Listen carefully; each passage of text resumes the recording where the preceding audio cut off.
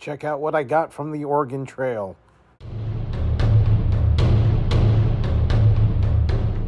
Hey everybody, welcome back. It's the Chang here. I am going to be working on the Oregon Trail Defense Nub Mod. Let me adjust the lighting here a little bit so you guys can see. So on Safariland holsters here, we have the locking mechanism right here, and we'll take our cleared firearms. So those of you who are not familiar, the locking mechanism on Safariland holsters, basically as I come down and draw the gun, my thumb is supposed to activate this switch by pulling it backwards, and as I draw the gun, I'm going to naturally go into a firing grip. Much better than the trigger finger locking mechanisms here. Those lead to trigger finger hooking. I've addressed, there's actually multiple videos online that address this.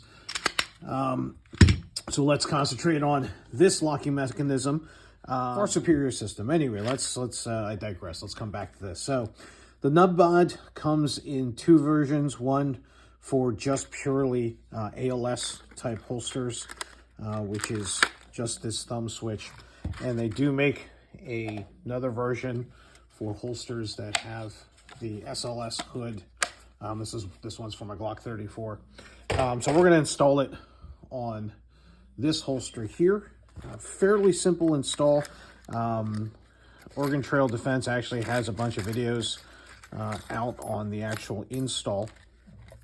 It is straightforward. You see, as I opened up the package here, they've got some foam spacers. If you need the foam spacers, and you have the large piece, the back plate, your screw. It does come with what looks like a little bit of thread locker on it. On the packaging, they do say that you can add your own if you want. So I am going to actually use a little bit of blue Loctite. Got this special stuff that comes out of this tube.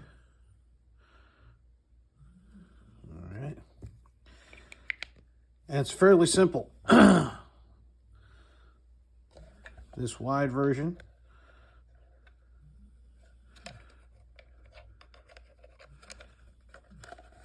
should basically just push on. I don't know if you guys heard that little snapping noise.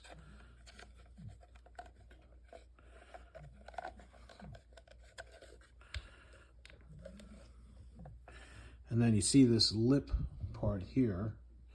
That's going to go right under there. And these two need to mate up. All right, you guys hear that little snap there?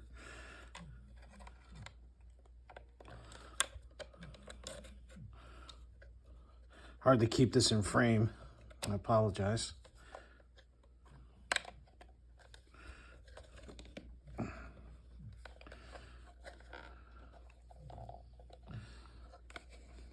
not quite lining up.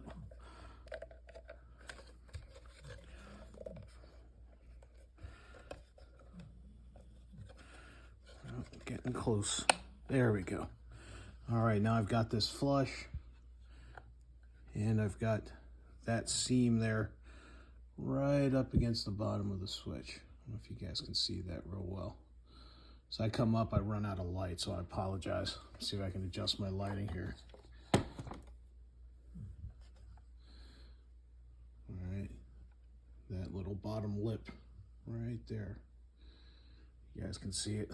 Take this little, point at that right there. So we want this entire thing. Oh, just knocked it off. Want them to be all up on the same seam. And then we're going to grab this screw that I put Loctite on. Drop that in there. Go ahead and tighten that down. Now they don't offer any torque specs at all, so I'm just going to go hand tight. I do have the Loctite on it, so that should keep it nice and stable. Make sure I give it time to cure. All right, and let's give this a shot. All right.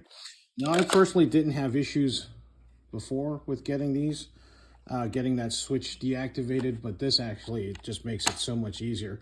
So the locking mechanism still works, but as soon as I establish that grip, because we know our firing grip starts in the holster, I can go ahead and start flexing that hand, and that deactivates that lock even quicker than it did before. So very cool stuff. Awesome. So there you go. Super fast install, high quality metal part, and they include all these awesome tools. They do include this second Allen wrench here, and that is if you need to take apart any part of your holster, these will fit into the Safariland Allen screws. So there you go. Hopefully you found this helpful. It's a nice quick one for you today. If you did, we'd love it if you could give us a thumbs up, and we'd love it if you would subscribe to the channel. Go ahead and click that bell notification off to the right so that you're notified of any new content that we might post. Thanks for your time, and stay safe. We will see you all out on the range.